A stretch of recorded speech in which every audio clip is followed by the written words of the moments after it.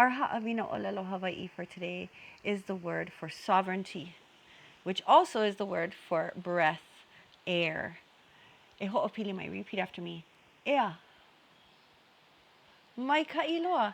And you might recognize that word from our motto, ua mau ke eo ka ʻaina I ka pono. The ea, the sovereignty of our land, will be perpetuated through pono, through righteousness. And ea, figuratively, like I said, it means breath as well, but that ea that we share between kanaka and the aina is this breath that we breathe into each other to live and to flourish.